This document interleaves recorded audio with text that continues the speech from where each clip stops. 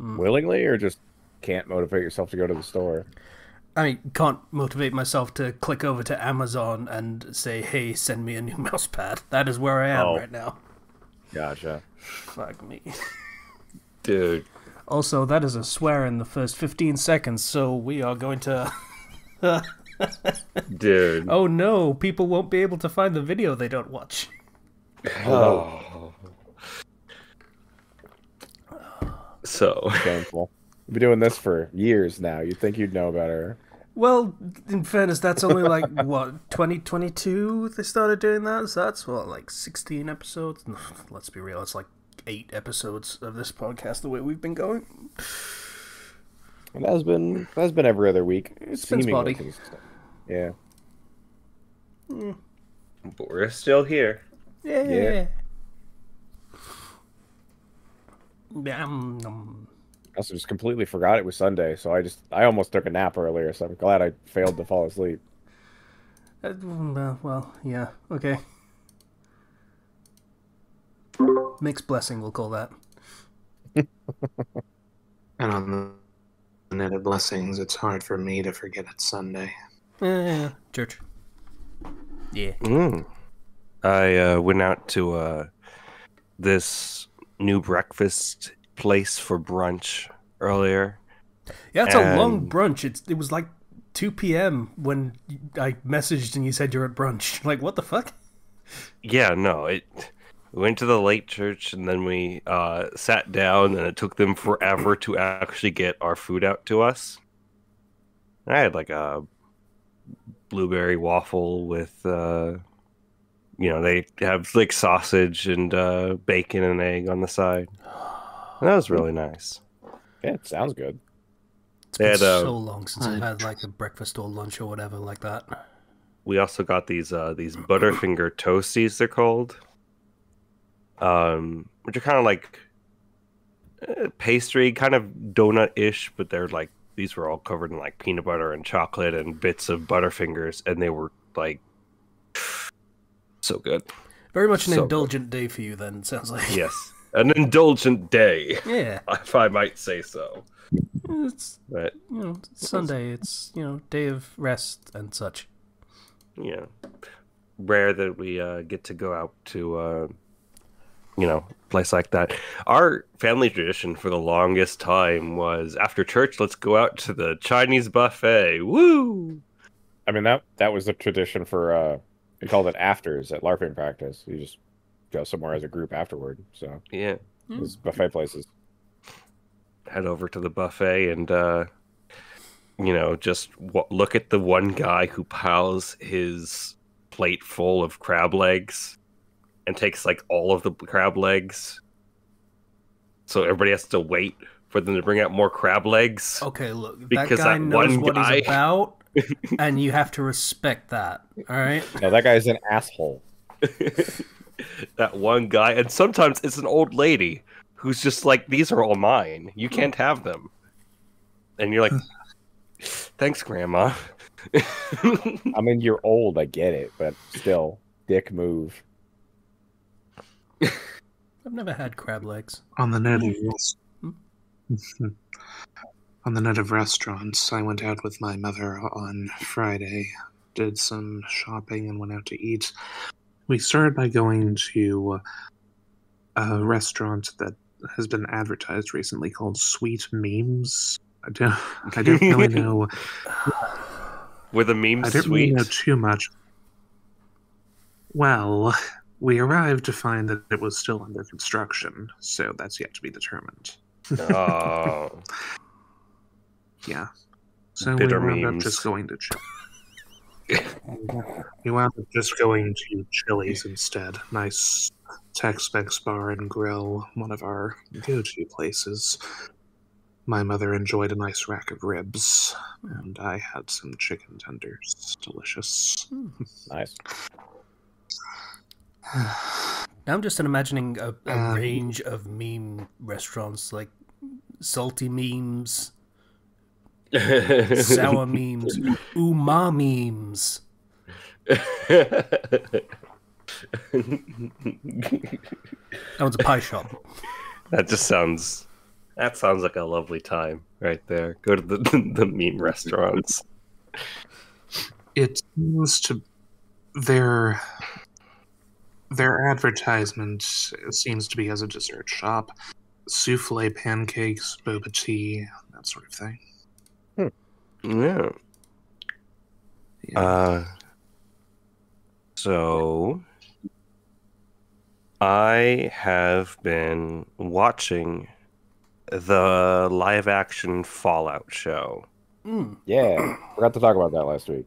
Last time. I've seen the first 3 episodes, I believe. I don't think I'm only that far. And I'm really enjoying it. It It's is so good. apparently very good.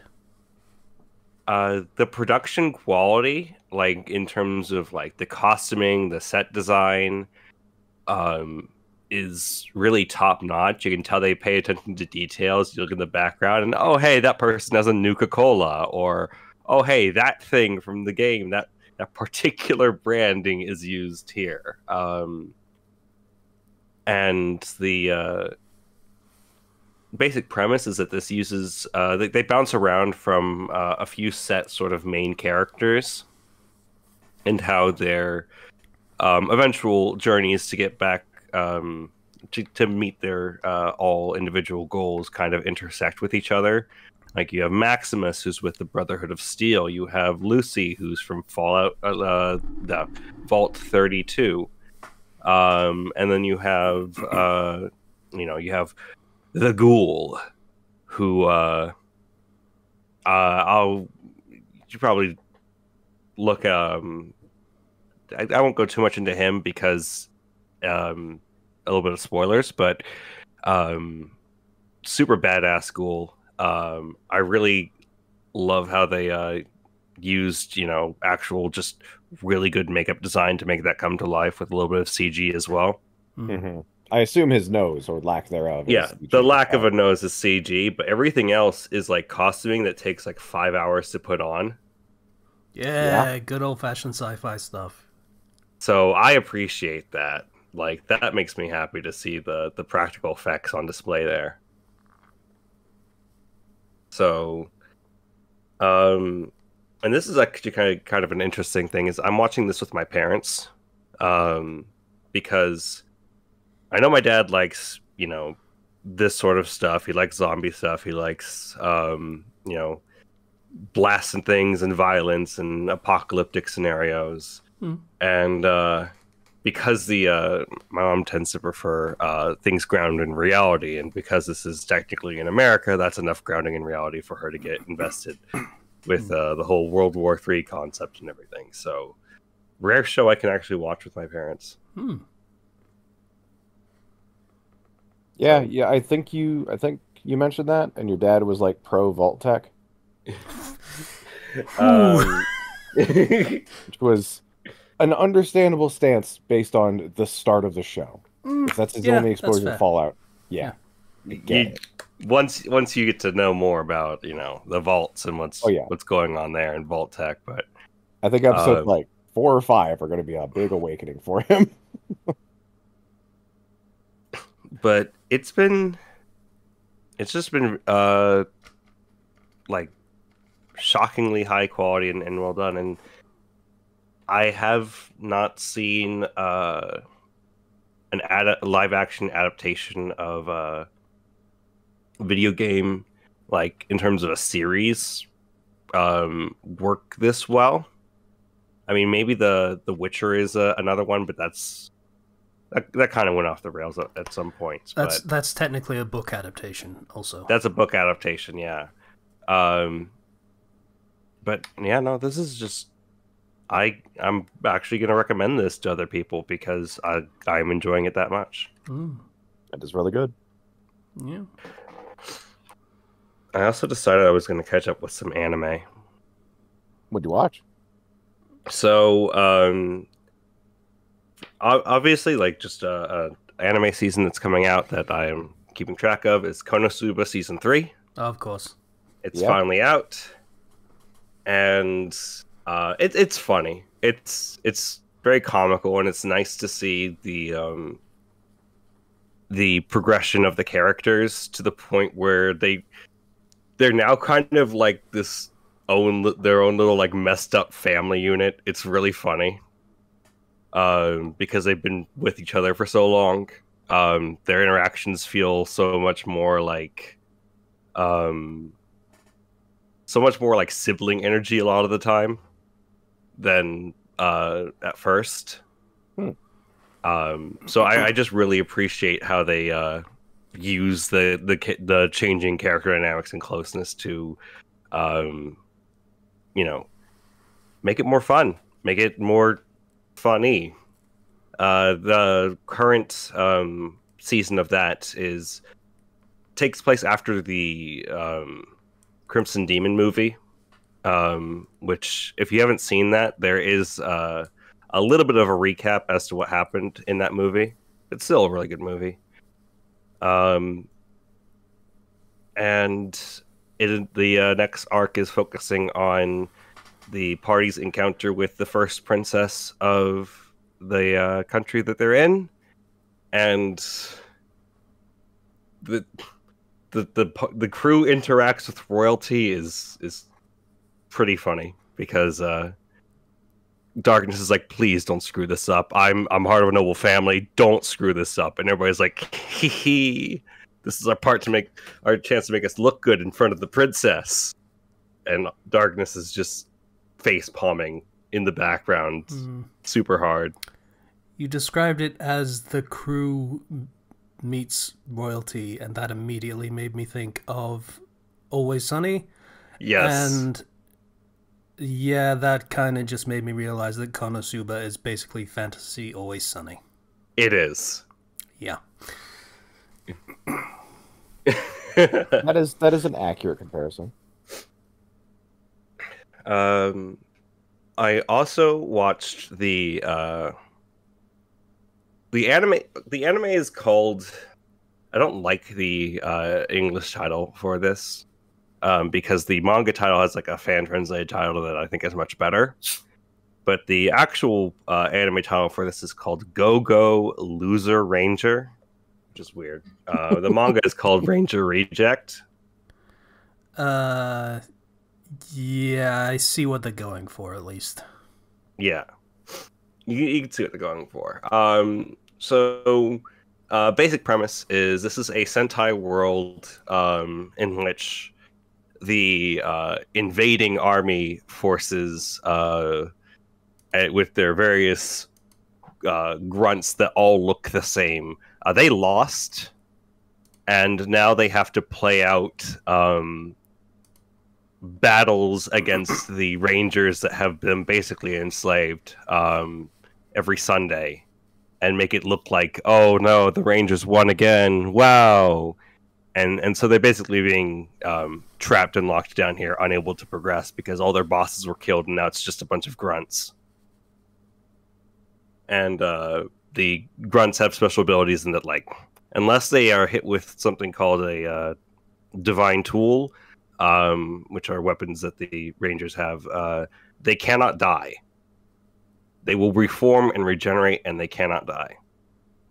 And they're also capable of changing their form to look like other creatures, objects, or people, even.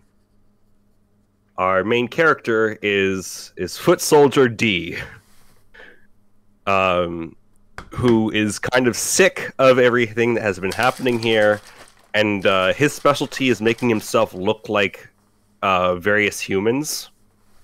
So his idea is, I'm going to go and infiltrate the Rangers and take them out from the inside. Okay. Can the other ones not transform into humans? Or are they just monsters only? Everybody has their own sort of like specialty. He is particularly specialized in transforming into humans, but it's not like others can't. It's just, individual specialties there. Mm-hmm. So thus begins his journey as the most basic grunt who can get knocked out in a few punches to attempt to topple a massive organization and, get his eventual goal of conquering the world. It's very funny. but it's also very very tense. Because obviously, gets his identity found out, people are going to immediately murderize him with their divine tools. But, as long as he's not killed by one of those divine tools, he's basically immortal. So, I mean, if he uses the methods available to him and gets him and, kills himself with them, with, other methods before he gets killed, then he can still technically get away. Okay. So, it's a very different perspective on the whole Sentai genre, I'll put it, and I highly recommend it. Production values are really good. The opening is fantastic. I highly recommend you check it out and see if it interests you. This seems like a more capitalist spin on it for sure. Yeah, kind of. I just noticed something and it's annoying me. Why am I set to chilling? That's a new feature. You got to opt out of it or change to whatever else you're doing.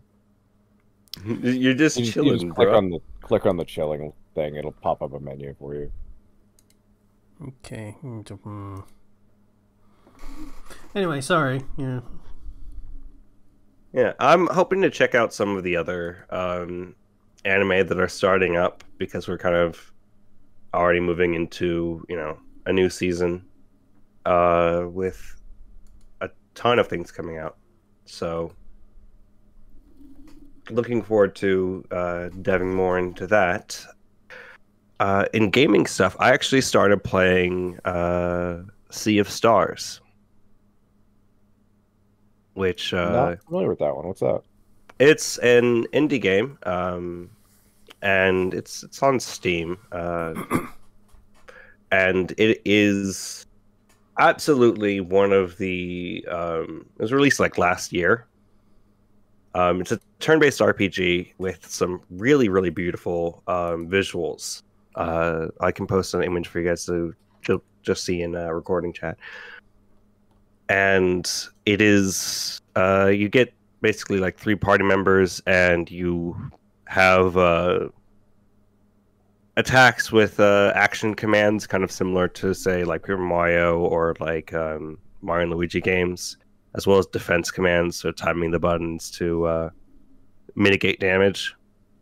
Combo attacks, magic attacks, and I'm only a few hours in. This game is absolutely gorgeous. I need to make that clear. It is a beautiful example of pixel art. So far, the story hasn't really grabbed me. I mean, fair. They can't all be winners. I mean,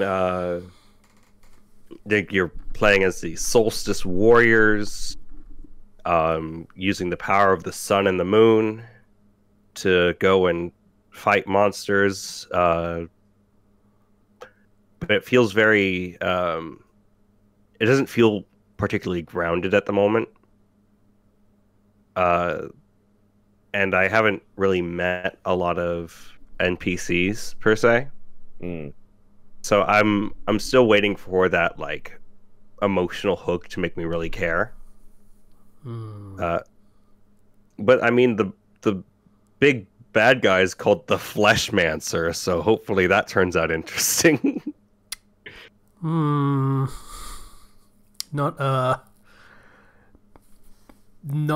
exactly encouraging to hear a name like that, but he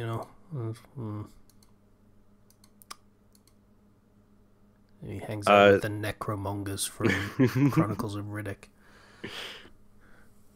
Yeah, definitely, it sets the tone for where things could go. That's for sure. Yeah. But no, the gameplay is very fun. I'm enjoying the battles. Visuals are good. The soundtrack's great. I'm just hoping the story picks up a bit, because presently, it feels like the male and female main characters, which you can pick which one is your primary one to start with. It feels like there's no real discernible differences between them at the moment. Did you want there to be? I prefer, since they're both treated as their own characters and you get them both in your party no matter what. Oh, I see. Yeah, Okay. that kind of sucks. Like, if it was just, hey, pick your gender and that's it, that's fine, but if they're actual characters, regardless, they kind of need to be... They need to be defined as having their own thing going on. Or what's the point? Like, I think it's... And they have, different quote-unquote classes, but so far I haven't gotten any other skills or abilities than what they start out with. And it just feels like every time dialogue comes up, like the blonde-haired boy says something, and then the blue-haired girl says something that echoes that same sentiment. That sort of thing. So, hoping that develops more. But yeah, as of right now, mind you, I'm only 3-4 hours in. Nothing about the story immediately has grabbed me, which is a shame. That is pretty bad. If zero aspects of it have caught your interest. I like the warrior cook who's with you. He's fun. He's a good guy who likes food. I've heard good things about Unicorn Overlord, so if you did want a game to switch to... I've been interested in that. Unicorn Overlord, because I remember seeing the trailers and stuff for that. But, yeah. I've heard good things about it myself. I got it for Zom as a birthday present, even the deluxe Monarch edition. Hornet and I put together funds for it. Yet I haven't heard anything about it from him. Then again, I haven't really asked much, so... That's fair. Might be too busy playing it to give his opinion of it. Yeah, that game came out last month, Unicorn Overlord. I'm interested in it myself. Mm-hmm. Kelpie I'll Tyrant. borrow it when he's finished. Is that the name of the studio? Pardon? Cyclops Despot. Sorry, it was a thing that I did when we were first talking about Unicorn Overlord when it was announced. It was like a random fantasy character, Yeah. and yeah. A descriptor. Yeah. It was a weird name then, it's still a fucking weird name. Oh, it is, yeah.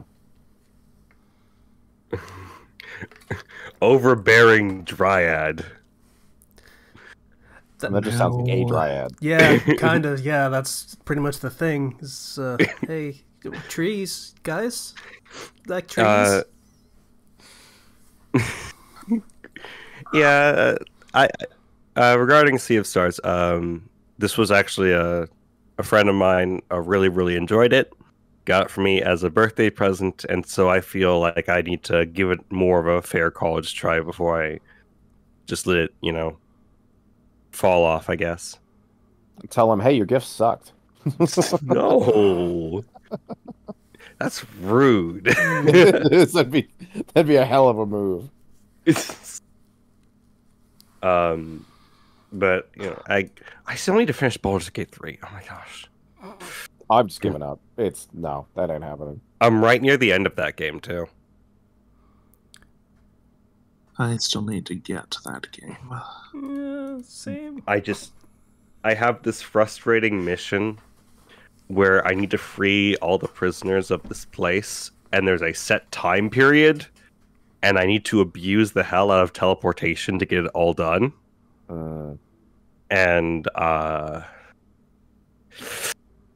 Well, this would be really cool if I had a wizard who knew the spell Teleportation Circle, but Gale left my party because he wouldn't eat the magical items I was shoving into his mouth because of a glitch.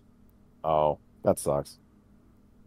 So He does only eat 2, by the way. He stops after 2. does he? Yeah. Or it's either 2 or 3, I forget. But yeah, he does stop. Whoops. Wow.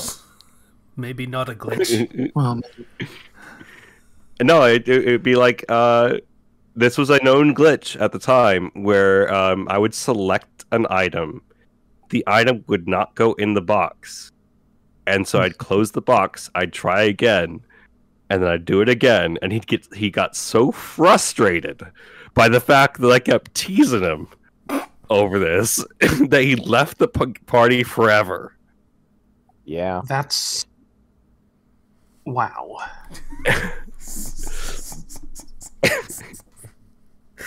I'm gonna be real. That's some good game mechanics to narrative there. Even if glitch, I don't care. That's still great. Yeah, it was. I've been doing a couple multiplayer games with people in Baldur's Gate 3, and that is fun on multiplayer. Yeah, it is. Though probably not fun for somebody's first time playing the game. Yeah, no, that's not how you should play the first. Probably. No. I mean, there are people who really don't give a shit about story, and those people would probably appreciate playing multiplayer first and only, probably. Let's be real. Because the thing is, you know, with Larian Studios and their games, when you do co-op, you are in the same world. You can complete quests independently of each other. You can go very far away from the other person. You're not tethered to anyone. So if you want to see everything and do everything yourself, you're not going to be able to do that in multiplayer, typically, unless you're actually cooperating with one another and coordinating. Unless the party just always sticks together. What psychopath does things separately? What's the point of playing multiplayer?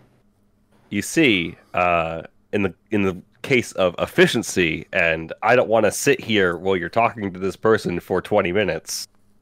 I'm going to go run around and loot stuff. Well, that's fine. I'm going to go run. Oh, I ended up in an encounter because I was running around. Well, that's just what happens. I mean, that is how you find the bugbear and the ogre having sex. Whoops. I should have not. That's on me. That is a thing. I opened the barn. I was not expecting that, but it happened, and I had to see it. Yup. Okay, as the person who is a Baldur's Gate superfan and should probably have played this game already, I'm gonna defend my honor, and say if MOM was in it, I probably would have completed it 3 times already.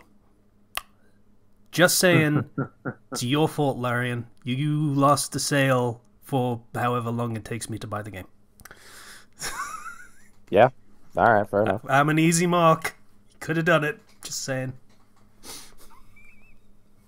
Yeah. Is that your best friend from the Baldur's Gate series? And half sister, yes. Ah.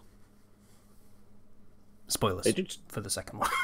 They do talk about events from other Baldur's Gate games.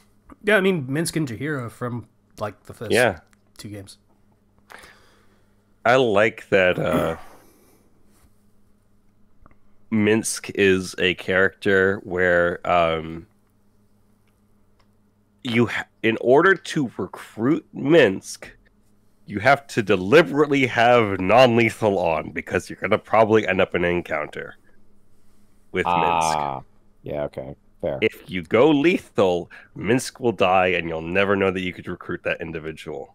I mean, he's a berserker. That's kind of his thing. It fits. And then freaking did they change his class? I'm curious now. Did they change his class? Because he was a ranger in.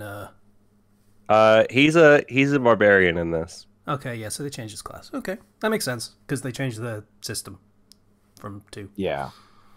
Hell, I don't think his berserker thing was actually a ranger thing in 2. I think that was just a thing that they added to him. His whole thing is he was turned to a statue during the previous time that he was in a game, or at the end of that, and he thaws out, as it were. He breaks free of that and is confused, very confused. That makes me very curious about when that happened, because I'm actually running it back in my head of when petrification is on the table in Baldur's Gate 2 and Throne of Ball. Shit. There's actually a lot of times when petrification is on the table, because that's fucking epic level shit. Pretty much, yeah. I like his hamster. Yeah. Everyone I hope knows so. I hope so, because that's like most of his character is the hamster. Mm-hmm. Yeah, no, Baldur's Gate 3, I'm gonna finish it. I'm gonna finish it. It is a time vampire, that game. I just realized how weird it is that Boo has gone from a ranger with weird barbarian features to a barbarian with weird ranger features, because he still has his animal companion. Yeah. It's just not his familiar, or his animal companion, or whatever the Beastmaster thing is called. Anyway. Yeah, I think I'll browse maybe the mods for Baldur's Gate, and if there's some kind of like AI control thing for your teammates, then I would hop into it again. But it's the same thing that happened with every D&D game. I just don't want to control a full party. See, not in combat, at least. The interesting thing is, I have found that for some of my friends who are frequent D&D players, the ability for it to always be your turn and control the full party is very much like a drug. Because you don't have to wait for anybody else's turn. You can just keep playing as different party members, and it's basically like controlling 4 different characters that you customize. It's not that I always have a turn. It's the brain load of having to keep 4 character sheets in my head. I already do that in real life.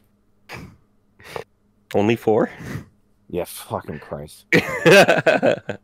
Learn to play your character, Christ. It's bad. Hey. I mean, I don't even have experience keeping 1 in my head.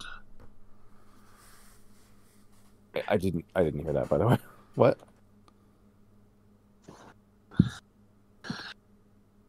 I said I don't even have experience keeping 1 character sheet in my head. Oh, well, I assume you haven't played D&D though, so that's understandable. Not gonna blame you for it.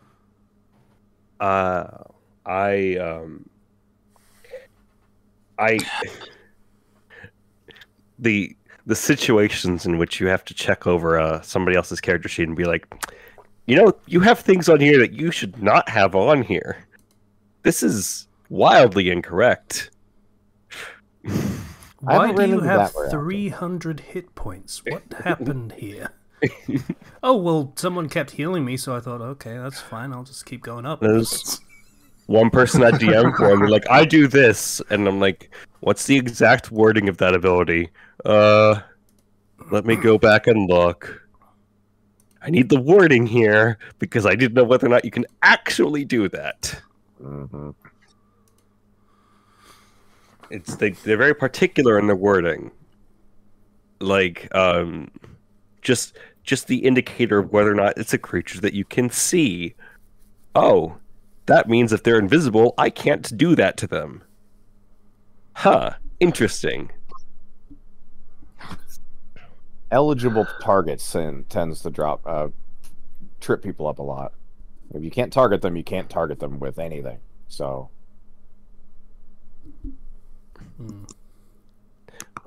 I mean, I feel like that's one you could like house rule of, hey, you can guess where they might be based on like educated guess, or like do a perception check and roll with disadvantage kind of thing. Usually that's the go-to, yeah. Yeah. for spell casting though, they are specifically built with a lot of them are built with the possibility of your target being invisible in mind. It's why like you'll have magic casters who will go invisible so they can't be counterspelled when they cast spells. Yeah. Which my players have figured... that's definitely a thing that you wouldn't be able to actually do if you can't see them, because what is it, somatic components where you have to do gestures and shit. Yeah, if you can't see those, you don't know what you're countering. So yeah, that makes sense that you wouldn't be able to do that. Which my players just like, I'm just gonna get greater invisibility and I'm just gonna keep doing this. I'm like, oh, don't challenge me here. I mean, it's a valid tactic. Like, see invisibility. Or what's the term for the meta magic thing? Like enhanced fireball or something like that. Just like just okay. Empowered. Abidel seems hard wilting. Okay, you want to play that game? Let's play that fucking game. We can go full AoE. Yeah, so I mean, in terms of other things that have been happening, I went and I did a job interview. Oh, cool. For a teaching position. So it's with a charter school, so we'll see how that shakes out, but went pretty well. My brother got a job as a... Oh, thank you. My brother got a job as a manager for a Dave & Buster's. Oh, that's fun. Ooh. And they're gonna make him. They're gonna have him head down to like LA for like 8 weeks to train. Jesus. Good grief. And they're covering the costs for all of that. Yeah, I mean, that's like the laser tag and stuff thing, right? I'm not. It's not a Dave & Buster's. It's an arcade / restaurant. Yeah. No laser tag. So. Oh, really? I thought I had laser tag. Handling kids is probably a good thing to know how to do for that kind of job. It's a lot of Dave & Buster's crowd is more a lot more adults than kids because they have a prominent bar. Yeah, and billiards. Oh, yeah, fair enough. I think this is my ignorance showing. That's fair enough. Yeah, prominent bar and billiards and other things. So it's like you take your kids to Chuck E. Cheese if you're a young adult and you want to go hang out and also, you know, maybe do an arcade game or two. Dave & Buster's where you go. Is kind of the difference there. Yeah, Main Event is the one that I think has laser tag. That one is made for a somewhat younger demographic. Dave & Buster's is primarily for adults, I believe. Yeah. It's for the generation of people who grew up on arcades. Yeah. Basically. Yeah. So, you know, that's awesome for him. It pays really well. Was it you said manager? Manager. Yeah, those pay pretty well.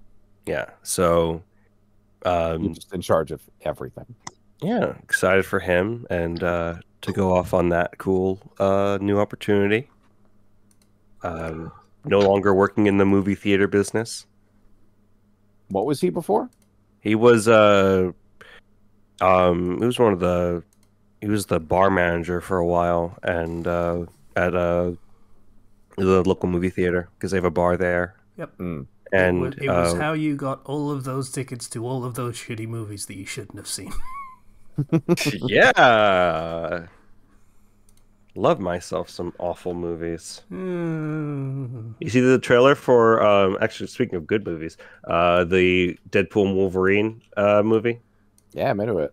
I deliberately didn't because I fucking hate Deadpool. Sorry. That's fair. Yeah. I do enjoy the comedy of Hugh Jackman and Ryan Reynolds playing off of each other. So excited to see that movie. Got that to look forward to. I don't have any other superhero movies to look forward to. I don't think anyone does anymore. Yeah. No, not really. Yeah. Are there even any big ones in the works right now? Let's do our the new Superman's filming, I think. I thought they learned their lesson to stop doing Superman movies. No, they've got that new one with a new guy who has a weird last name, Curran Sweat or something. So, this Deadpool Wolverine is the first Marvel movie to come out since The Marvels last year. Yeah. How long ago was that? Like you say last year, but That was it's only November okay, of yeah. So it's been 6 months.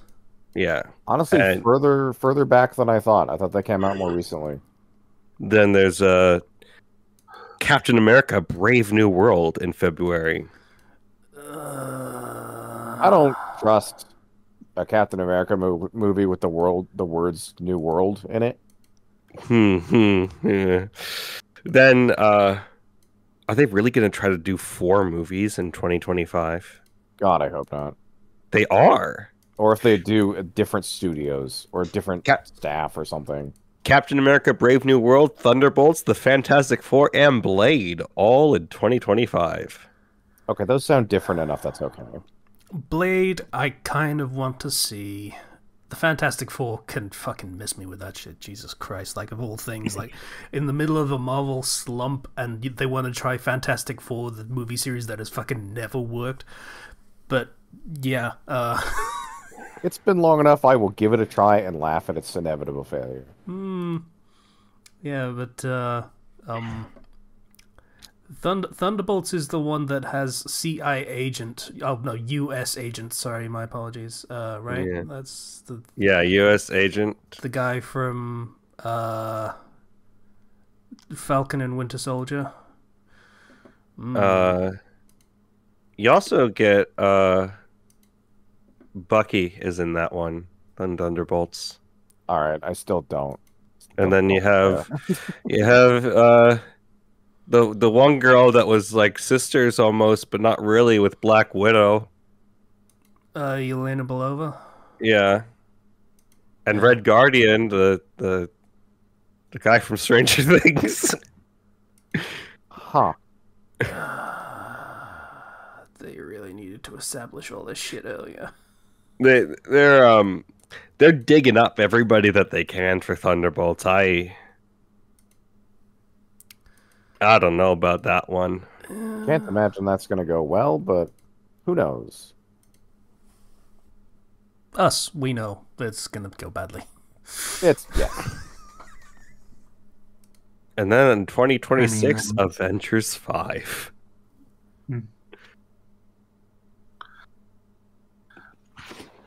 Curious what Avengers. I'm looking at upcoming films for. I'm looking at upcoming films for this year, and not a whole lot is jumping out at me, even aside from the superhero movie thing. I mean, that Harold and the Purple Crayon, I'm kind of interested in that. Just classic fish out of water story, coupled with being able to create anything that the crayon wants to. That would be interesting. It's like Chalk Zone, basically, with crayons.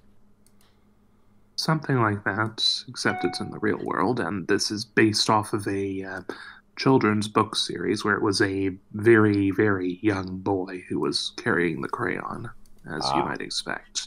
Scribble notes. Then... It's my thoughts. Say again? Scribble notes. Yeah. Yeah, fair. Yeah, that would make a good movie. Then I saw a trailer for one that...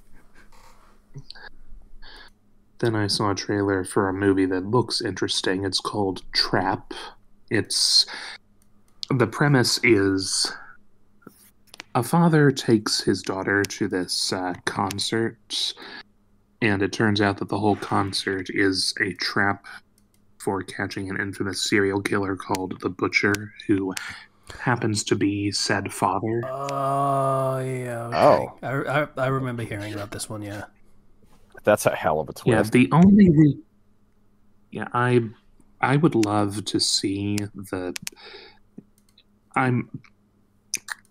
I'd love to say that I have high hopes for it, but considering who the director is, I can't say that.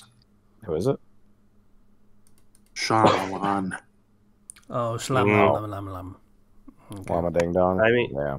In December, we get Sonic the Hedgehog 3 Hell yeah, with I'm Keanu also Reeves as interested Shadow in- the Hedgehog.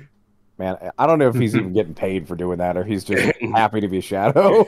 I mean, Keanu Reeves is up for anything, and he doesn't really care about pay. We know this for a fact. There are a couple of good ones. There are a couple of ones in September that I'm looking forward to. That one called The Wild Robots. I saw one trailer for that, and it looks very promising, I'll be honest. And then, of course, September also has Beetlejuice. And Also on that. and Transformers 1, the prequel to Transformers. Yeah. Is that a Bay, or is that someone else is taking a stab at it? Someone else. No, I think Bay is done with Transformers. This is actually Thanks, based Bob. off of, I think, original comics that were, this is an actual origin story of, Optimus Prime and Megatron. Okay. All right. I think I saw some designs. It's very not Bay in the designs. Yeah. It's not the absolute mess of machinery that vaguely resembles a person that all the Bay Transformers were. It's just more close to the cartoon designs, honestly, is what it looked like. Yeah. Which is Much good. closer to that, yeah. I mean, all the non-Bay Transformers I've seen have been pretty good movies. They've been entertaining, so I'm down for it.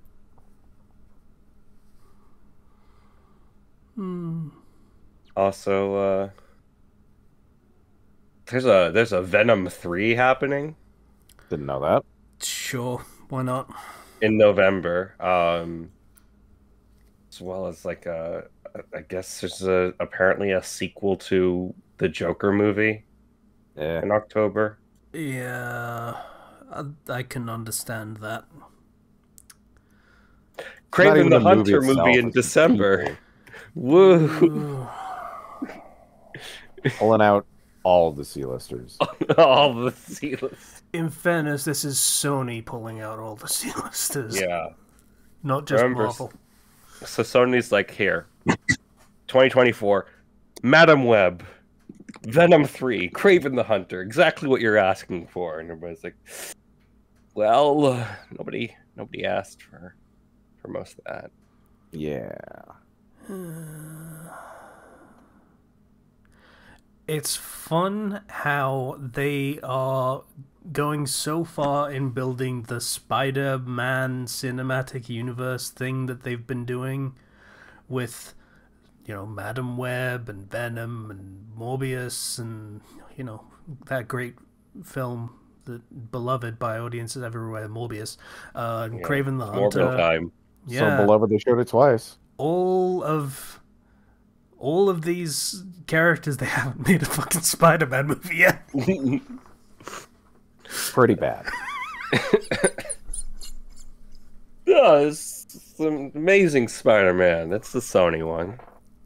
Yeah. Well, I guess they could do that, honestly.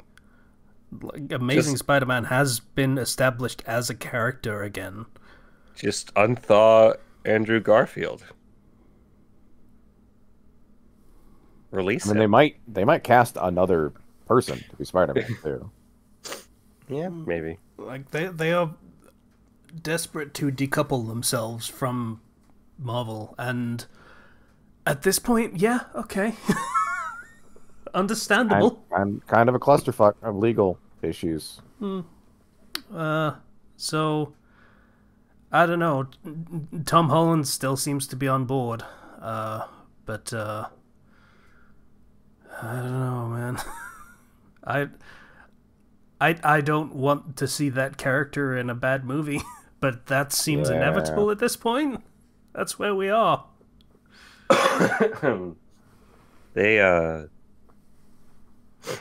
Sony needs some help. All of It just- them need some help. Yeah. It's just... Ugh. It's bad and not getting better. It sucks.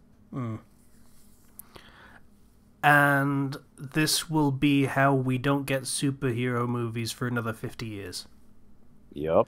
Because they'll decide, well, the wells run dry. That's just how it goes. Audiences just aren't interested in this kind of film. No, they were just shit. They were just uniformly shit for like 4 years in a row. Oh, on a non-superhero note, there's something that I would actually like to recommend. A show that I had seen that is out in its entirety.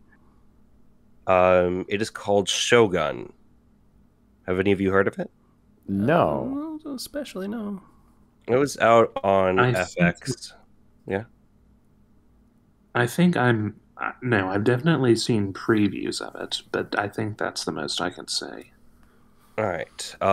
It was out on FX, but it's also out on like Disney Plus and Hulu and whatever streaming service. But this is based off of a novel of the same name. The premise being that yes. Good start, I said. So this is kind of a fictionalized version. It's based off real events, but fictionalized 17th century feudal Japan, featuring an Englishman whose ship barely makes it to, like, him and his crew barely make it to Japan, and end up involved in the middle of a massive internal conflict with the Japanese people, as well as the kind of somewhat controlling from the shadows influence of Portugal. And it is an incredibly well done show. It does a fantastic job of kind of recreating that time period, but it also uses English and then the original subtitles. Him going in, the main character John Blackthorne needing to get a translator, and then starting to learn the language and understand how different this culture is, and sort of understand how they do things. And it's a fantastic piece of media. Movie, you said, or show? It is a 10-episode series. Oh, cool. Which covers the entirety of the book. Oh, okay. That's one good thing about these small series. If they're just meant to adapt a book, you don't have to edit quite as much out as you do if you're just making one movie.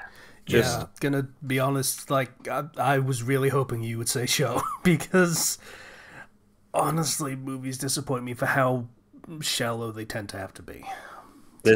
Movies just don't work well for book adaptations. You got to go miniseries. This goes very deep into the like internal politics at the time, and he's planning this with him, and they're secretly working with this person, but they're also going to backstab this person the second they get a chance, and so on and so forth.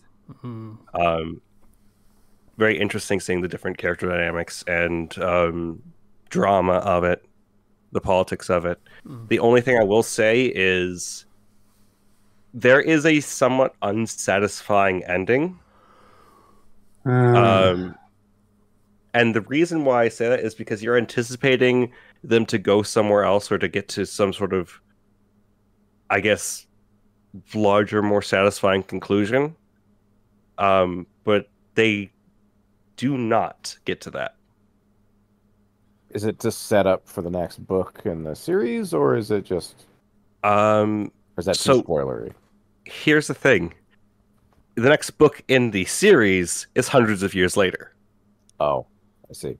So you don't get a satisfying sense of closure for some characters.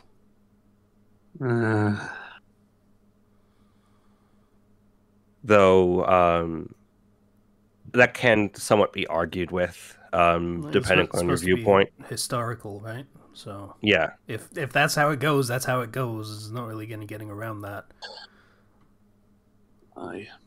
Unless you just want to go, hey, it's kind of based on a true story, even though we changed the ending. I mean, it wouldn't be the first time that some like alternate history thing has happened. Like It based on wouldn't, true but events. it feels, yeah. It depends on Like, what they're going for. If they're going for actual history, then you got to go for actual history. That's what you got to do. The main character, John Blackthorne, is actually based on William Adams, who was the first Englishman to reach Japan. So like each of the characters has like a historical equivalent, but their names are obviously changed. This was sort of a move by the author to add further intrigue to the story. Oh, so you can't just look up the history of this character and be like, Yeah. oh, that's what happens. That's fair enough. Yeah. Yeah. Yep. I mean, I'm not going to front. I did that for Kingdom, so, you know. Fair. Which, by the way, I watched the fifth season of Kingdom that came out recently. It was really good. That show is still great. That's good.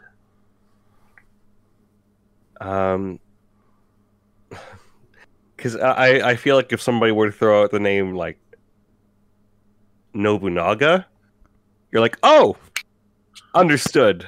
That's where we're situated. But you change it. You change the names so that you're not able to kind of. Yeah, the perfectly only way understand you're where actually things go. going to understand what's going on and who's who is if you actually know the history and thus understand what's going on. Because, oh, you're doing that? Oh, you're okay. So, big recommendation for Shogun. 10 episodes. Each one's about an hour long. Watch it at your own pace. But I was really enthralled with this series to the point where I just had to keep watching. It felt bad to get away from the TV to go do something else. Yeah, it's a good feeling. It's a good bad feeling.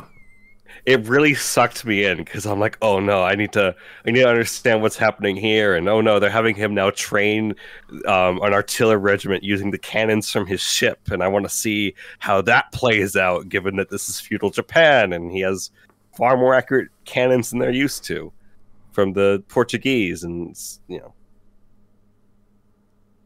really big recommendation for that. And I think that's about all of the stuff that I've consumed that I can recommend at the moment. I need to ask. Somebody said they were watching JJK, and I need to know how that's going. Me. I have not gotten a chance to resume watching it since I'm still 5 episodes in.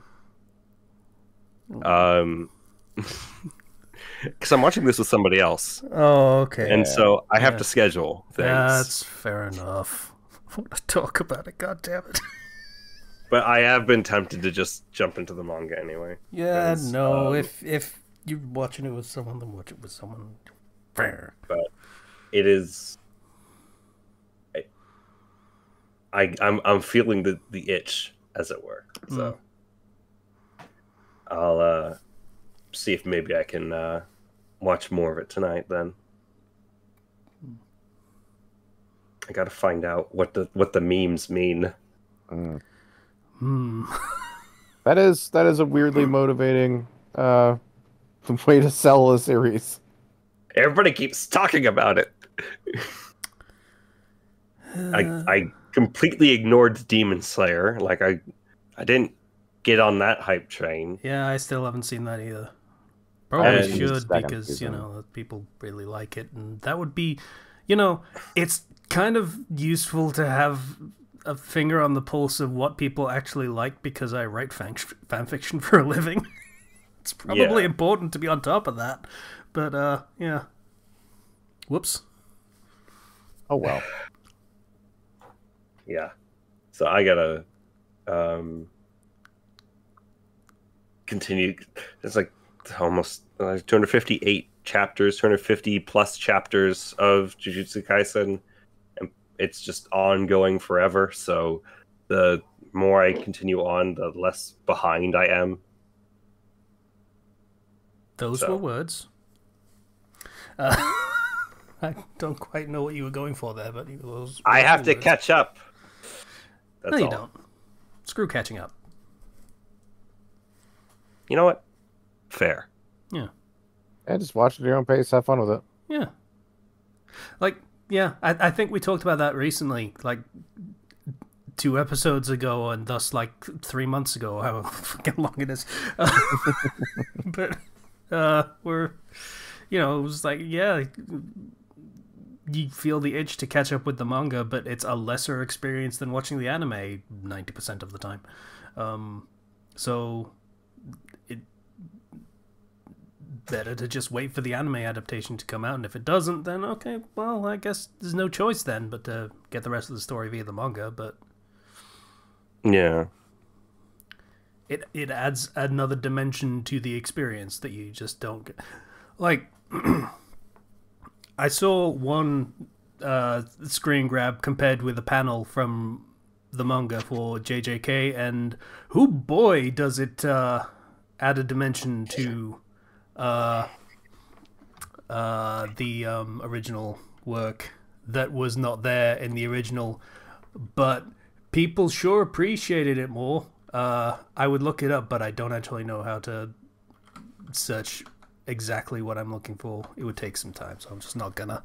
But yeah, it adds more in terms of context, in terms of just a visceral kind of understanding of exactly what's happening that is harder to get in a manga, especially if you're blind as fuck like I am. So, you know. There's a few cases with manga where they have like highly detailed art that just doesn't translate to animation. Berserk kind of thing, yeah. Yeah, or there's some other examples that I can't quite think off the top of my head right now. Where it's like, I kind of prefer the manga version of this. Anime is still fine, but the original panel just goes so hard, you know? Yeah. And that's, generally speaking, that's not going to be the case with shonen. Generally speaking. Yeah. Like, there are exceptions. Like, you can say Dragon Ball. There are definitely things in the manga that you don't get out of the anime in Dragon Ball, but that being an exception to the rule of, generally speaking, the anime is going to be a better experience. Mm-hmm. Yeah, I mean, mangas are better for just like really powerful singular moments because it's not moving, obviously, and anime and stuff like that are better for scenes. Yeah. Yeah. Anyway, how's everybody doing? Pretty good. Felt like I was getting sick this morning, but hey, whatever it was, I fought it off, so I'm good. Hey, I was sick. Yeah. That sucks. I still have a lingering cough. It sucks. But I'll just take forever. Go away, please. Cough. Bleh. I've largely been dealing with more of the same. My health has been fine, physically at least. I'm starting to get better in other means, but there really hasn't been much going on for me, health-wise or otherwise, for the past week. Just more of the same. That is fair and understandable. Yeah. Yeah, I signed up for unemployment like 2 weeks ago, so hopefully they should be paying me tomorrow. So that's would be nice. Yeah. Oh, yeah. Should have done that like a month ago. I didn't realize it was on a delay.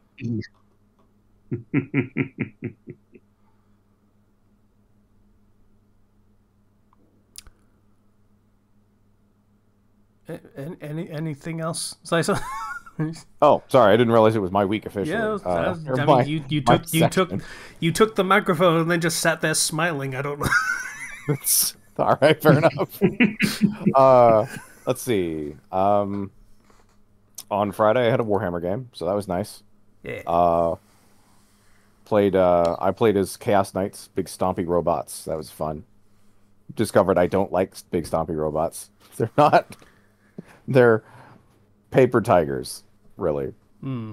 which is hilarious but frustrating to play. Generally speaking, if you have a gigantic robot that is 4 times the size of anything else on the table, you want it to kill the thing you shoot at, Yeah. because it's you pick an army based on how many points a model is worth, and they're not cheap. So you can only run a couple of them while everyone else has a full army. And no, they just felt really underpowered. Or I just suck at playing them. I mean, that's entirely possible too. First time playing a faction, I'm not good at it. Yeah, happens. But yeah, and then yesterday on Saturday, I played another game of Twilight Imperium, which is it was a 12-hour long game. Yep. So yeah, it's a long game. That name is now known to me and will be forevermore. So that's 2 heavily cerebral board games in a row. I'm dead today. I don't want to think any more than I have to. Yeah. Me, when I And, go to D&D and it's like you have to form a plan on how to do this thing. I'm like, I don't want to let one of the other people take the lead. I don't want to think. let me smash him with my bonk stick. Yeah. That's all I need. But I've also been playing a game called Omori. Oh, yeah, the depression game. Yeah. Oh. How are you liking it so far?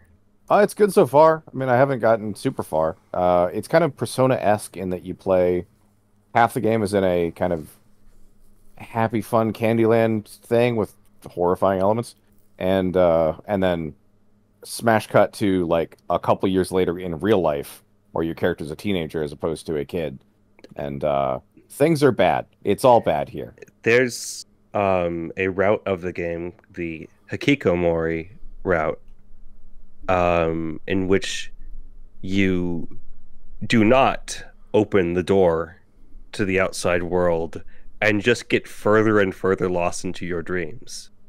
Oh, okay. And that route has significantly more advanced and involved gameplay mechanics because it is all dream. Yeah. Additional bosses, but obviously it's the full dream route without any real life, so it's bound to be a little bit more depressing. Yeah. Well, maybe. I guess. I assume there's no happy ending at the end. That's for sure. There is there's multiple endings, some of which are not happy. The best you're looking at here is bittersweet. Yup. I had a feeling.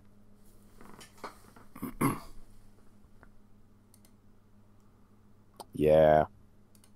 So that's been fun to play. Been enjoying that. And that's kind of it. I mean, I watched the Fallout show last week and then the start of this week.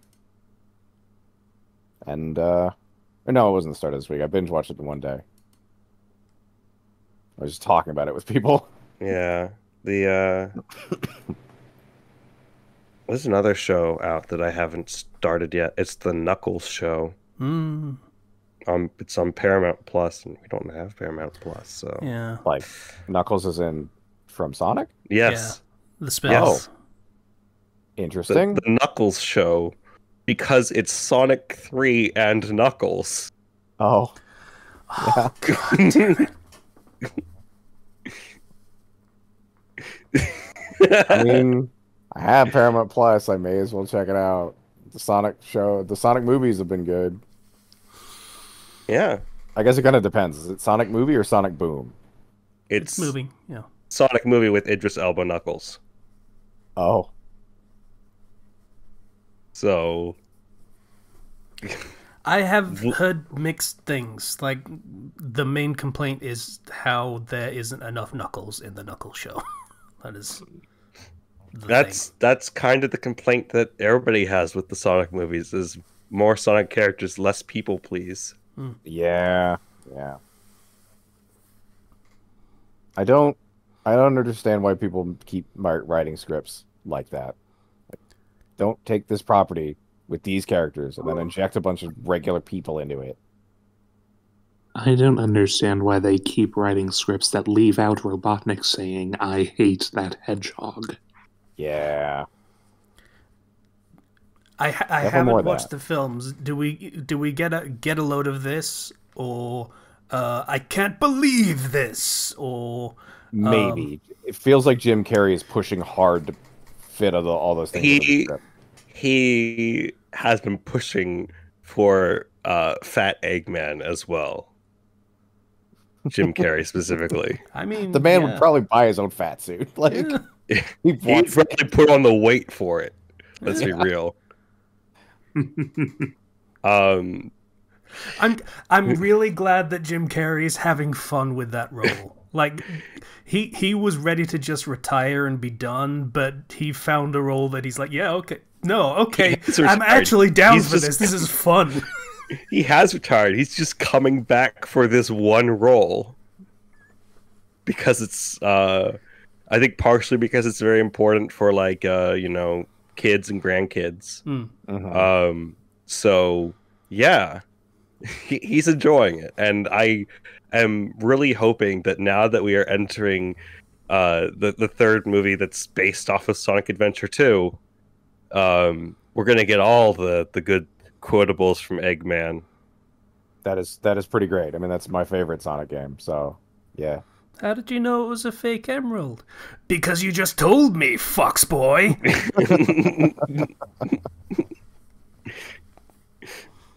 It would be nice to see more Tails too. He really wasn't in Yeah. the three. But, yeah. They've introduced enough characters where if the human characters show up for less than 4 minutes and it's just the Sonic cast the entire time, I'm happy. Yeah. I'm not particularly invested in the strange human-esque parents that adopted Sonic. I don't Yeah, care. Weird. I don't I mean, I don't care so they much kinda- about their storyline. They kind of finished their stories too. So Yeah. like, it's fine to just stop having human characters. Yeah. We can move away from that. At least not as like main characters. Like you can have them involved in the story because it is Earth, obviously. But like, The benefit of Keanu Reeves as Shadow the Hedgehog is now you have animations with Shadow the Hedgehog saying Keanu Reeves quotes yeah, from like John Wick or The Matrix. Or 2077, yeah. Yeah, or 2077, and it's just beautiful. time to wake the fuck up, Sonic.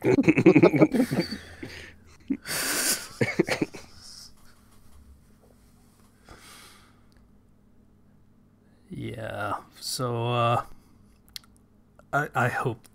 I need to see the films. I kind of want to watch the Knuckles show despite people having misgivings about it. Some people really enjoyed it, some people less so. Yeah, And I really want the third film to be good. yeah. I mean, if the only complaint is that it doesn't have enough Knuckles, that's not that bad. As it stands, like Sonic, the first movie, it's okay. As their first experiment. Then they were like, okay, we're just gonna go even further into Sonic stuff. And then Sonic 2 is like, that's just a good Sonic movie. I enjoyed that immensely. And they're going even further into it because they now have the okay and the audience reaction to be like, see studio, we can go full all in. They apparently are, because the people behind it have gone on record as, hey, we've got all of these characters that we can do things with.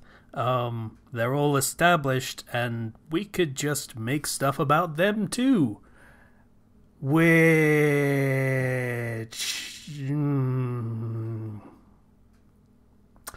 Yeah, good with the bad on that one. Yeah, don't get me wrong. I would love to see a thing about, like, say, Metal Sonic's creation. That would rock. Or fuck. I had it and now it's gone. Oh. Maybe they just really jump forward and just go with Sage. That would be cool too.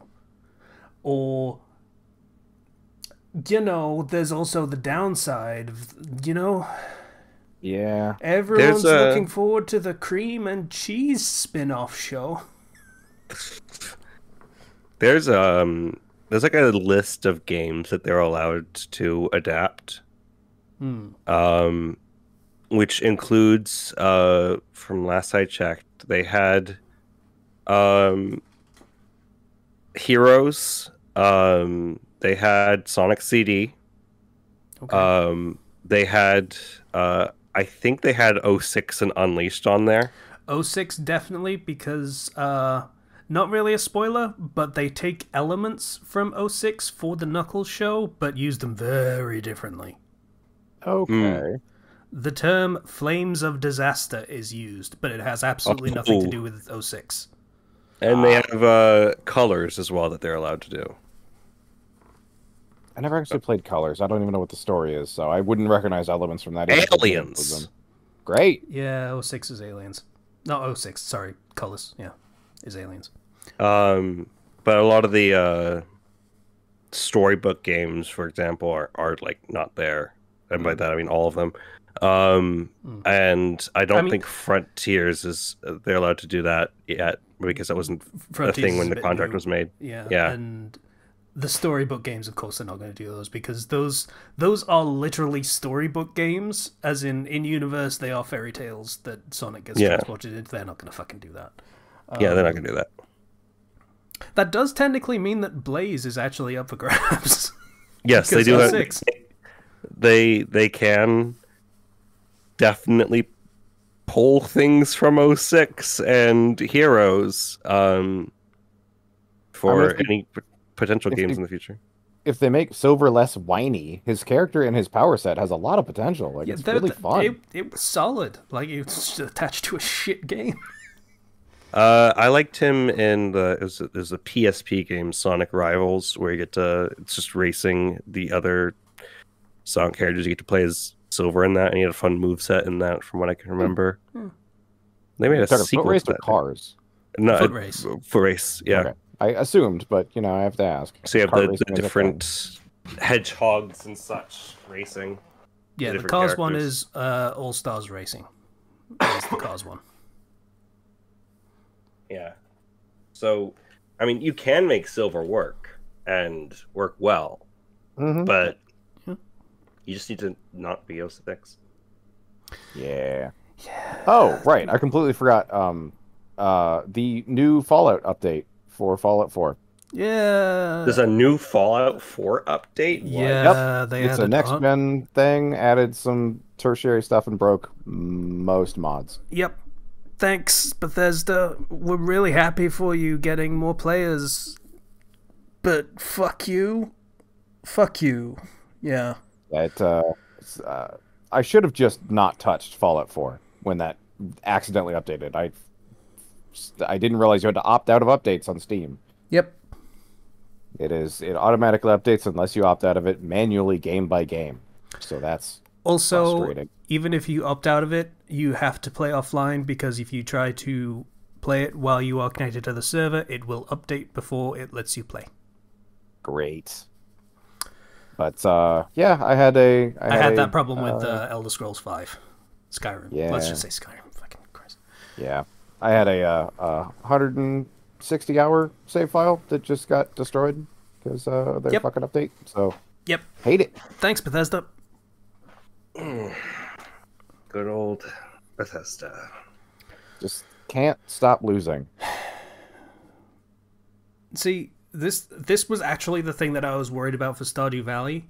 Stardew Valley, funnily enough, after the 1.6 update, like, it was 2 weeks or so, and then all of the mods were already updated for it. Yeah. Because that has a, fairly recent and fairly active modding community.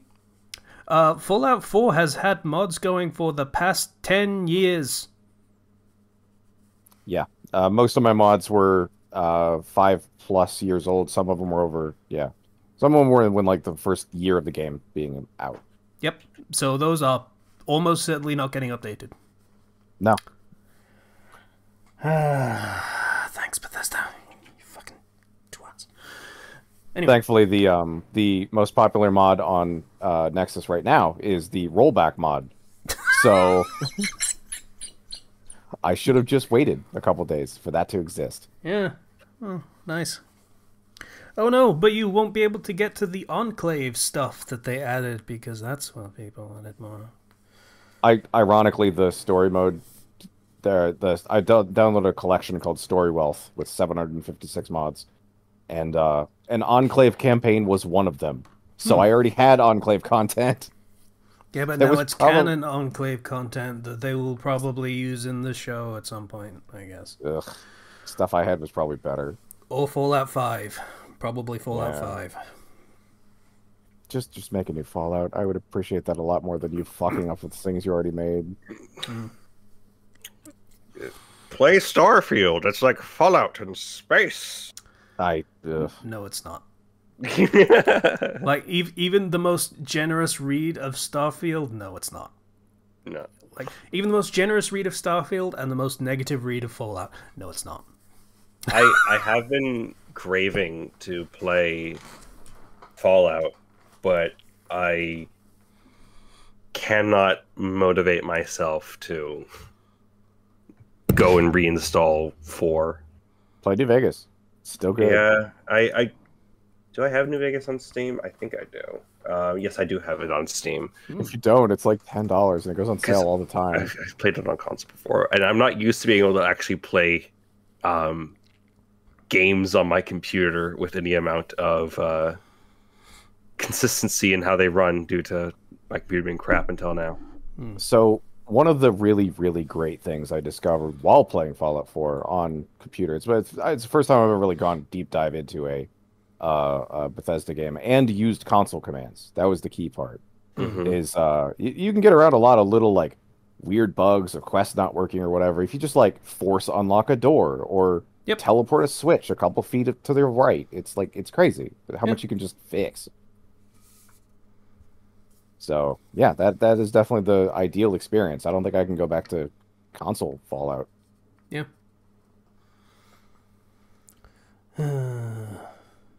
You know what would be wild? What? If they add an update for New Vegas that basically just unmakes the game. just fuck you, destroys it. All right. To be clear, that whole thing was total bollocks, by the way. Of them trying to retcon New Vegas out of continuity with the show. No, that's not what happened. But people really thought it was for a while because clarity for the audience versus unreliable narration, constant battle in storytelling, and they went with the latter in this case. And also the timeline is kind of fucky, so yeah, a little bit, yeah. But yeah, just a mismatch of dates and the misinformation got spread around. I'm glad it's not true. Fallout New Vegas can still happen. Still canon. It probably has a pretty definitive ending for which one was canon, but that has actually been a thing for the Fallout series as a whole. Like it's not Elder Scrolls where they try and say everything happened, I guess. I don't know, man. Time got wonky, and every one of the 5 different endings for Daggerfall is canon, I guess. Yeah, they don't do that for Fallout. It's not a thing. Not really. I'm going to assume the Mr. House ending is the canon one, maybe. I don't want to spoil it for Zero, so I'm going to shut up. That's fair. I'm saying that purely on just knowledge of New Vegas and what is the most likely ending, not anything that I saw on the show.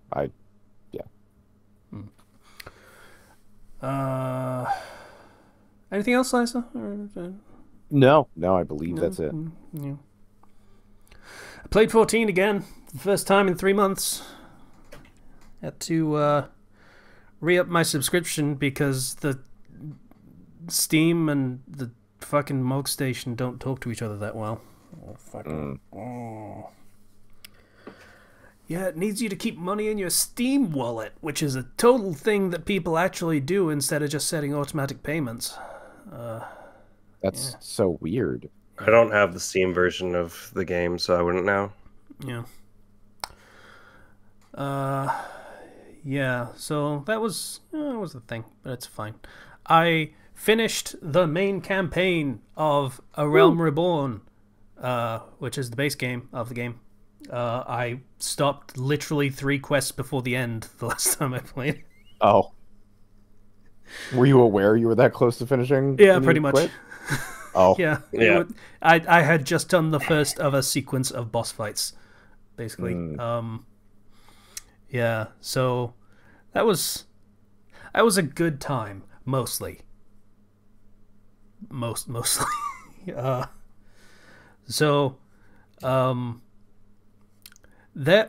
is a feature that was added to most of the, I think is it up to Stormblood, or I don't remember, for like being able to do it with AI NPCs instead of having to party up for dungeons. That's the AI NPCs, the trust system, originally launched in Shadowbringers. But they, I mean, there were the squadrons for like early Realm Reborn stuff, but for progressing through the story, that was originally implemented in Shadowbringers, and then they went back and then implemented it everywhere else. Okay, so it's just for the whole game mostly now, I guess, then. Yeah. Yeah, okay, fair enough. Yeah, but they added that back in for A Realm Reborn, and it works mostly.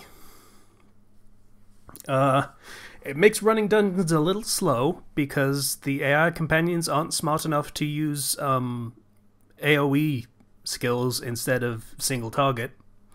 A lot of classes on early dungeons don't get their AoEs until much later, depending on their job. They sure as shit do by level 50, but okay. Yeah, they're not using AoEs. Oh no, that's sad. So, that's a little inconvenient. It makes dungeon running a little slow, but that's fine. Whatever. You're still doing it. But then when it comes to boss fights, there are these things called tank buster moves that the boss will do, and basically they target the character with the most aggro or enmity, whatever you want to call it. And just say fuck you in particular and hit them with a shitload of damage. It's supposed to be the tank. Yes. Unfortunately, if you're playing with AI companions, they are much more likely to be bothered by doing the mechanics and getting to the ideal safe location rather than continuing to generate aggro by attacking the boss. So, yeah. The penultimate boss of the Realm Reborn campaign, just every now and again I end up with a big arrow above my head saying, oh, guess I'll die. Now, basically. Ordinarily, when you are playing with other players, the tank will have a tank stance on that generates a gigantic amount of aggro. Mm-hmm. And assuming they're doing their proper like DPS and rotations and mitigation and doing everything that they can, they have to actually keep attacking the boss is kind of an important factor in that.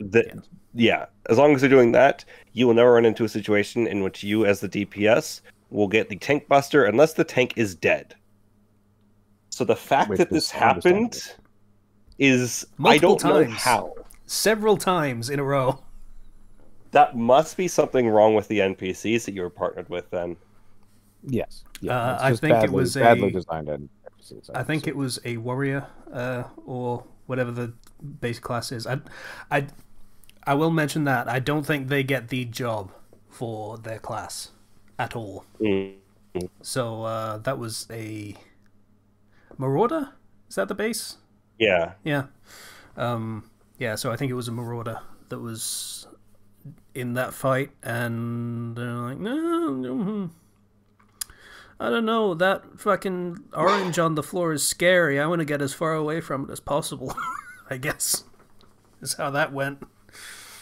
That's But rough. yeah, I did manage to get around that by just not attacking the boss and playing worse for a little bit, and that seemed to do the trick. Pretty wild. That's the solution. Just Yeah. suck for a little while. Yeah. Just, every time the boss is about to finish an attack, just hold off for a second, just see what he's about to do. Yeah. This is one of those like cases in which most people aren't going to run into this.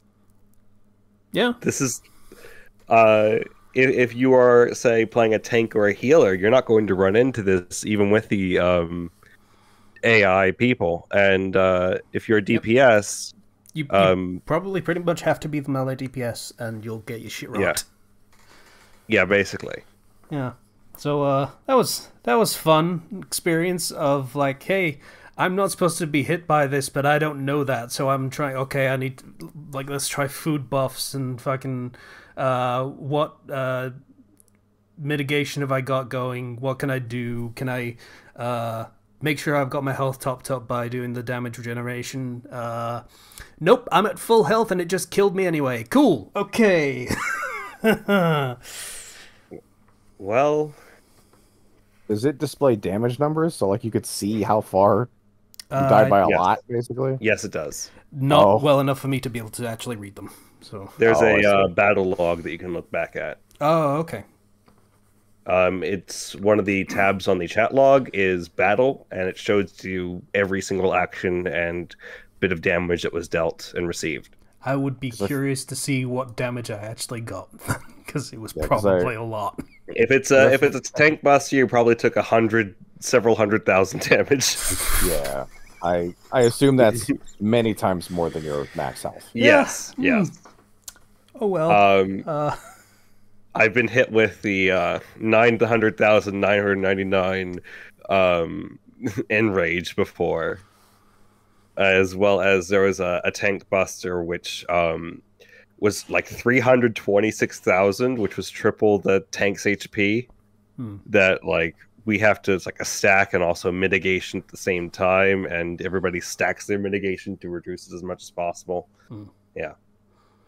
I will say though, after that was done, Ultimate Weapon, like, fuck off, go away, I never want to see you again, even though you're like one of the ultimate dungeons, and I don't want to fucking. I have been doing that ultimate fight. It's hell. Yeah. Yeah, you said you were doing that before in the previous episode. But yeah, the last boss, La Barbara, that is a fun boss fight. Like, the solo one-on-one boss fights are probably the best part of this campaign. That is a new thing, by the way. I am aware. They had gone back and originally it had been... They changed all of Praetorium, and that finale... Praetorium used to be an 8-man. They reduced it down to a 4-man, I believe. And also cut out some elements, trimmed it down, and made the final boss of ARR into a solo duty, which is really cool. It is. It is so much fun because they are able to expand out a lot of the mechanics and also tailor them for, hey, there is one person that is going to be running around this battlefield doing their thing, so we can get a little bit more crazy with it. And that was very much appreciated. It was good fun. I very much enjoyed it.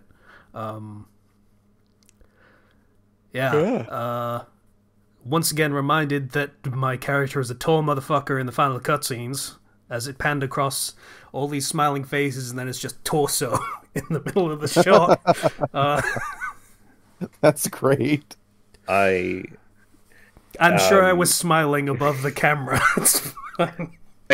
I I didn't get this experience because I played as a Catboy my first time through all of this, and then changed to Lalafell later. Yeah, but for Lalafell players, it just pans over and they just see the top of your head, the top of your hair. It would Equally It would be amazing. so great if they just jump just to get into the shot. Yeah. But yeah, that was good fun. And now we get into the politicking section of the game, which I am already aware does not go very well. Just gonna throw it out there. There are way too many people talking about going to dinner. Yeah, so I already know broad strokes of that. But yeah, I am looking forward to playing just kind of screwing around for a little bit, honestly. I'm kind of thinking of just getting all my crafting to 50 and then buying the crafting suit from Maelstrom shop. Mm-hmm. Because that is better than everything I have by a wide margin, and will be much faster. And I don't have to think about it for a while. The raid quest line, if you want to follow through with that, which I recommend. The Coils of Bahamut. Yep, that is a thing I will get to when that is the thing you actually need people for, is my understanding. Yeah, and it's fairly easy to get people for that because that's a roulette. So. Oh, okay. Yeah. The normal versions are roulettes. The savage versions, you need people for. You need a pickup group, yeah. Yeah, but for just the normal versions, that's roulette, so you can just get a bunch of people to go with you on that. And bada bing, bada boom, you just do like those short fights and get the story. And that's kind of important because one of the main characters of the cast, Alice, actually appears in that after disappearing for half the game. Yeah. That's her quest line and her introduction to her character. Yeah. So it's very important to know going forward because it gets referenced. I already like times. her. She is a little asshole. It's great. She is she's a fan favorite. She's one of my favorite characters. When you have her in your trust, she's a red mage who will spam the limit break as soon as possible. Appreciate that. Delightful. Just fucking go for it. Eager to go and kill. Her twin brother's a healer. Yeah. That makes sense. He gets lasers later. I saw that. Yes. The Sage job. Yeah. God. If ever there was a healer job I actually wanted to play, holy shit. It's super fun. I like Sage. It is a fun job to play. Mm. And now that you're getting to past level 50, I could unlock Samurai and Red Mage right now, is my understanding. Yep. Once you get to Heaven's Ward, you can also unlock. You can unlock Astro. You can unlock Dark Knight. Which the Dark Knight questline is very good. Yeah. Yeah. Yeah. that's the meme. Everybody says that. And my understanding is it kind of takes its cues from I can't remember what it was in WoW. It was like Dark Knight, Death Knight, something like that, where it's basically fuck you. I am sick of doing everyone else's shit. For fuck's sake, leave me alone, kind of thing. You look in the if you look in the quest descriptions for each quest, it is just ranting about freaking why am I just the errand boy again? I saved the country. That's incredible. And as a ninja, at level 54, you get Armor Crush, which makes the class fun.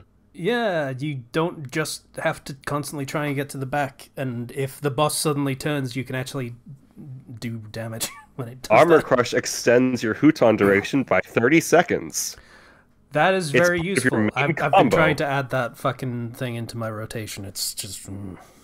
So once you have Armor Crush, you will never run out of Huton if you are playing correctly. Yeah. And then at level 60 you get Hudaijin, which is just a single attack that gives you full Huton. So you can just start every battle without. You never have to do the jutsu for it. Okay.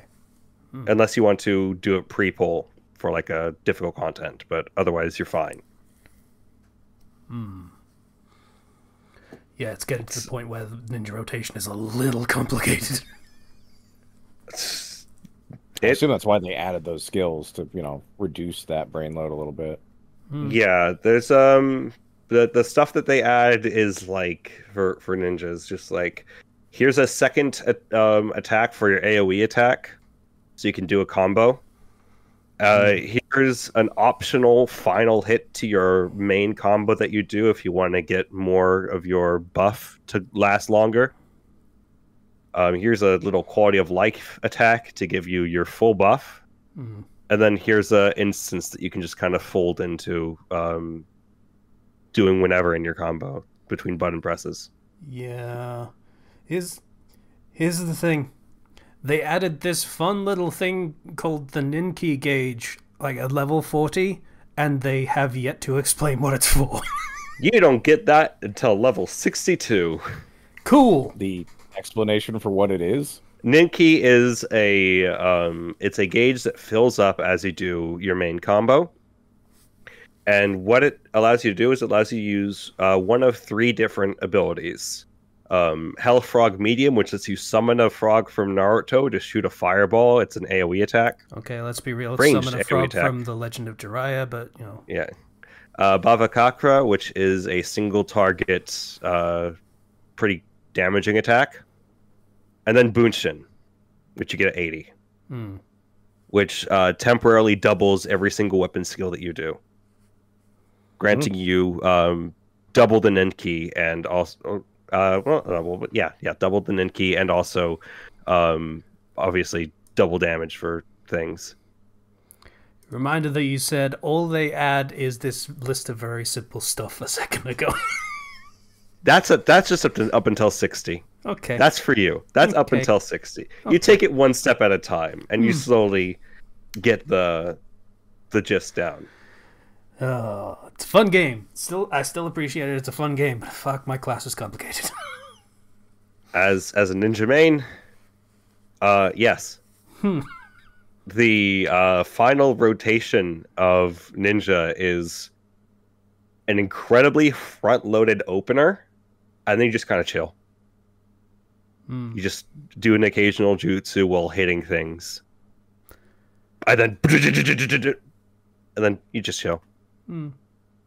Yeah. Are you building up gauge while you chill, or is it just like... You're building up gauge, but you're also just like waiting just for doing your meat and potatoes combo kind of thing. Yeah, waiting for cooldowns to come off, and then once cooldowns come down, you then go into your full burst mode and then use everything. Gotcha. Which is like there are guides for doing rotations and stuff, and once you just memorizing the combo. I mean, there's also macros you can get, so like... No, Nope.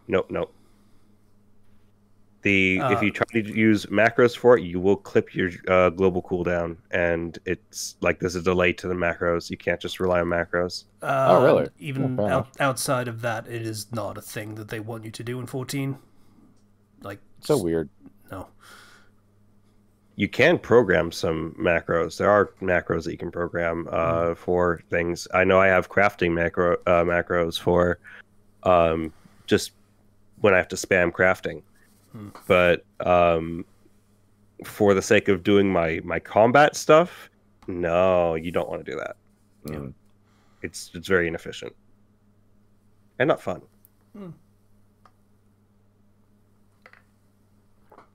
Yeah. Great game. Looking forward to playing more. I don't have any time. I'm so behind on everything. But yeah. Yeah, Or you to play made more for when Realm you can, Reborn. yeah. Yeah. And I did get kicked out of my free company because I didn't play for 3 months, which, Yeah. I'm so sad about that. What am I going to do without all these people I didn't talk to? I don't know.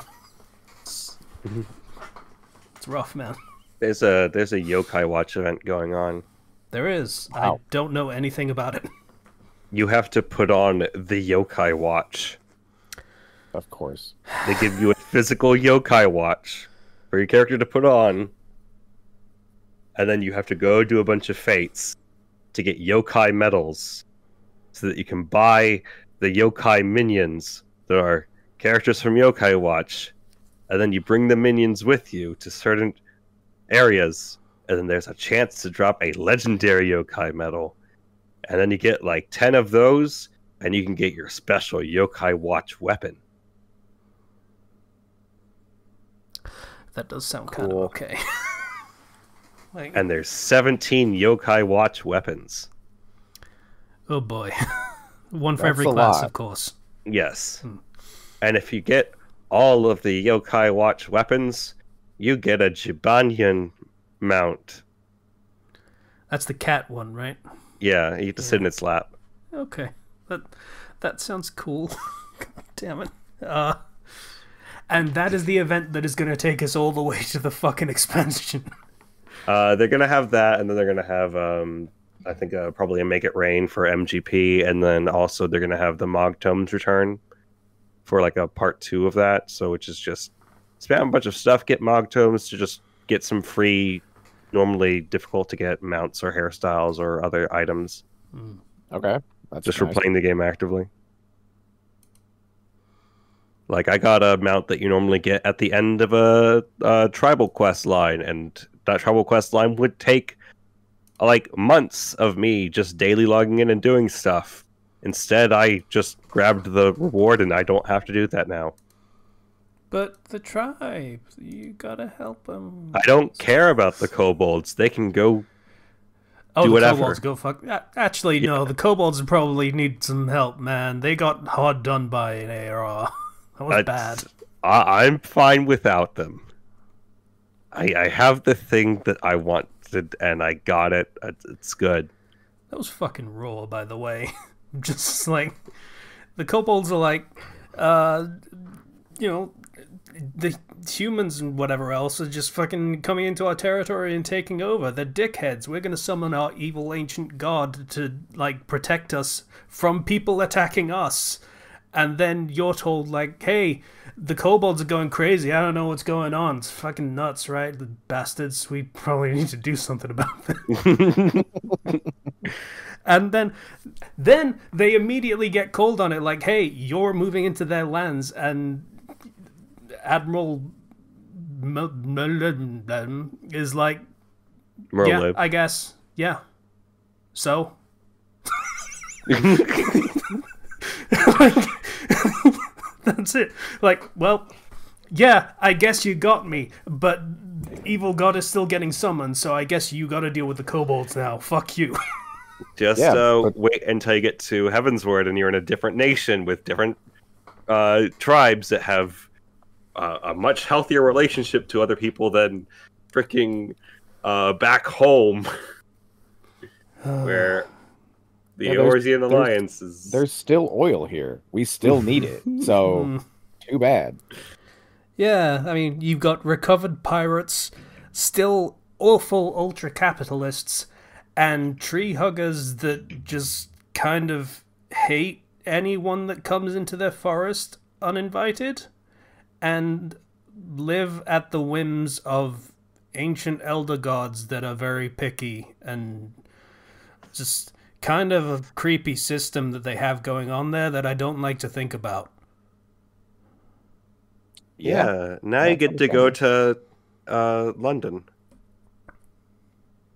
Well, London, France, let's be real. London, France, with also the Pope's there. Yeah, cool. Yeah, that whole religious angle, I got such a great introduction to that. Holy shit. The totally not evil Pope. Yeah. There's never been an evil pope in video games. Okay. Answer in the comments if you just instantly thought of Rodrigo Borgia. I was thinking of the guy from DMC5. Answer in the comments if you thought of the guy from DMC5? 4. Sorry, 4. Oh, Or yeah. Nero in it. Cool. Sanctus, yeah. Yeah. It's never been. Don't worry about it. Listen, Heavensward is all about this conflict between dragons, people, and My first thought was Baldur. yeah, he built a gate. Yeah. That's a fair choice, though. Nice gate, man. Yeah, Baldur's Gate. Not that Balder. I know. I don't know if I need to explain. I just had to throw that out there. Yeah, it's an obligatory joke. I just... And Also, I think that dude's name was Bolderan, by the way. That built Baldur's Gate. Just saying. Oh, fair enough. yeah, so going into Heaven's Word, having Sky Islands. Woo. Yeah, I don't get to use my craftiness to build anything, unfortunately, I think, so... Oh well, I missed the boat on that one, but that's like 8 years ago, so that's fair enough. Like, I mean, you can still build stuff per the level. You can build your gear as you go along if you level your crafters. yeah, I'm getting there.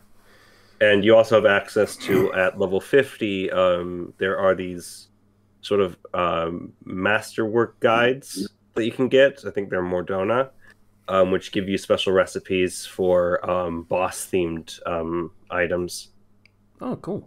So you can make like a Garuda couch. It is getting kind of late because we did have a late start. I do have to hit the store before they close. Yeah, that's fair enough. We've been talking about Final Fantasy XIV minutia for the past half hour or so. I don't fucking know. And I usually try and stop us, but I was involved. So that's, you know, my bad. Might be. So that's a podcast, I guess. Yeah. We don't have to do Patreon because we did it already, right? Yeah, we did it already. Yeah. That's Patreon, Discord, links in the just have to description. Bet. I talked over everybody doing those link callouts and stuff, and yeah. Once again, everyone in the comments, tell us your favorite evil pope. I'm curious now. Or pop into the Discord and tell us. Either way. Which one's your favorite? Yeah, no, let's just make this a YouTube like engagement thing for people and just say, yeah, tell us in the comments what your favorite pope is, evil pope is, stuff. Have we ever done that before? This week's title, Fandom Flux is curious about evil popes. Yeah. Fandom Flux farms engagement. Fandom Flux found the evil Vatican. After 10 years, we learned the farm engagement. I mean, we did have the questions thing, but that was back when we were on the fucking Blogspot page. There's the Vatican, and then there's the other verse Vatican, the evil Vatican. I mean, there is the whole Russian Orthodoxy thing going on. Oh no. Yeah. Not to make it a real thing, but... Anyway, yeah. Bye, everybody. You guys, Bye. see you guys later.